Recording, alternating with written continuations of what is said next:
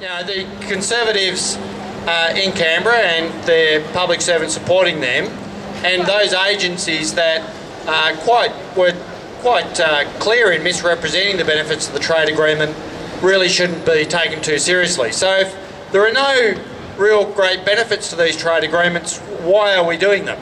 And really, who stands to benefit from these trade agreements? Well, it's certainly not blue-collar manufacturing workers, and it's certainly not pharmaceutical benefit recipients. It's certainly not folks that rely on a strong health system or a great education system, and it's not really folks that need employment. So we believe that there must be much greater scrutiny and public discussion around these trade agreements. It's not that trade is bad or that trade agreements are bad. Of course, there are a lot of positives in trade, and you need trade agreements, and you need multilateral trade agreements. But it is that the quality of this agreement is appallingly bad. What we do know about it has not been shared with us by our government. It has been shared with us courtesy of the internet and leaks, and that surely is not a way to run a civil society, and it's not surely a way to run any kind of negotiation. In the workplace, if you're negotiating an agreement, the workers get to know what is in the subject of the agreement, should have a say. And we're all affected by this trade agreement. I reckon we should have a say too. In spite of all the attacks, like the TPPA, like the move on powers that the police are, that the Victorian government are given to the Victorian Police Force, or they're going to try to in Parliament next week, like the attacks on Jonathan Moylan in New South Wales, who is being crucified for a rather cheeky little protest against ANZ. It's not just the TPPA, but it is a central plank. And one of the things that we've been moving in Australia, in Victoria in particular, but throughout Australia, is using the legal system. And we've used the legal system because we still had somewhat of a separation of powers in this state. We've been using it for things like Occupy Melbourne. We've been using it for things like the destruction of forests.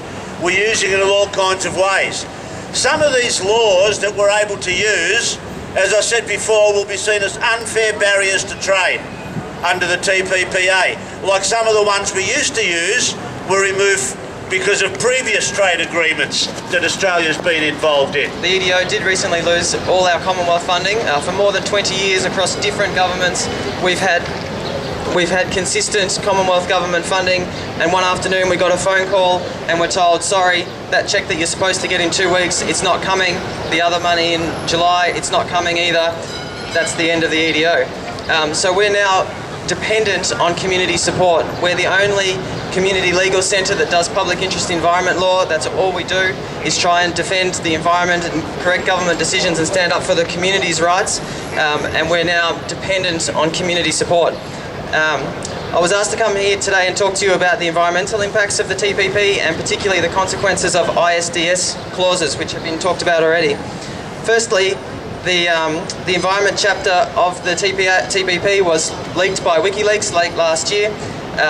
Before that, we were somewhat hopeful that it might contain some protections against the effects of ISDS. In fact, it's entirely useless. The environment chapter does nothing to protect the environment. In fact, under the heading environmental commitments at the start of the chapter, there are no commitments. The first point is that states have the right to do whatever they like to their environment. There's no guarantee of any level of environment protection at all. What's worse, they say on climate change, they say it would be desirable to take some action proportionate to your domestic circumstances. On ISDS clauses, and the real reason why the TPP will be catastrophic is they give corporations the right to sue governments. So these clauses were first introduced in international agreements in the 1950s and 60s. The idea behind them was that they would give international investors some certainty when they invest in developing countries with unstable governments. The argument was that their investments were uncertain and they were taking a big risk, and they needed another mechanism to make sure that they wouldn't get ripped off. They weren't used very often for the first 40 or so years, but in the last decade, the use of them has increased exponentially. There are now literally hundreds of cases, you can read them, although not all of them, a lot of them are kept secret, where where private corporations are suing state governments. So my response to it was, wow, the talks are coming to Melbourne. We should get together and protest and do something about it. And so back in 2012, we, Sean Bedlam, myself and another person locked on at the opening day of the talks down at the convention centre, and we tried to get the Australian negotiators to come and talk to us. They didn't. Of course, they dragged us, unlocked us, cut us off and burnt our hands and dragged us off and arrested us. So we decided we would protest for the whole 9 days. So we interrupted their cocktail parties, we crashed their stakeholder meetings. None of that worked. None of that got the media attention. There had not been one single article about the TPP in Australia. In the end, we were forced to drastic measures. We had to hijack the Channel 7 News at Federation Square, which we did. And within hours, there were several articles that went up about the TPP because we were in the background screaming TPPA, taking people's power away. The TPP will affect over 780 million people across the globe, nearly 40% of the GDP. So we're not talking about some little unilateral agreement. And of course the United States is the country that is driving the secrecy around this. Their corporations are writing the text, so yeah, that's going to be fun. Monsanto and Pfizer writing the components about pharmaceutical medicines and food. So this is very, very serious, because when you combine that with what appears to be a global trend of actually disempowering community to resist and to dissent, then you have a win-win for the corporations and a lose-lose for all of us. This country is under attack on so many levels, both with our civil rights, our internet freedoms, and of course the very big thing that we have been using this country as a quarry for many, many years, and now they're going after our wonderful icons like the Great Barrier Reef and our old growth forests. This has nothing to do with driving jobs for this country. The mining sector only produces 12% of jobs in this country. So what you can do right now, next week, you can call your federal MP and you can tell them that you want the text released to the public or there's no deal. Now, if they get 50 calls, just 50 calls, they're going to freak out because they extrapolate that into thousands and thousands of people who actually feel the same way.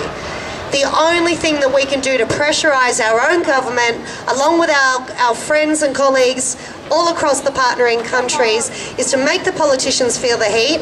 And then secondly, if you're up for it, you can make the corporate insiders feel the heat. You can work out who those people are, and you can start taking back your power and understanding that if we don't do it now, really generations, it will take generations to get our rights back, to try and change the laws, and it will be a mess. But I ask you to consider that this is going to affect every single one of you, from the price of medicine that you get, to a farmer being able to stop a mining company from coming onto their land, to union members being able to negotiate for better wages and conditions. And for our friends that happen to sign up to this agreement in countries like Vietnam, Peru, Chile, Mexico, it means they will be locked into conditions where they won't get wage increases, they won't get better working conditions. They will effectively become the bought and tied up, signed off slave labour for multinational corporations.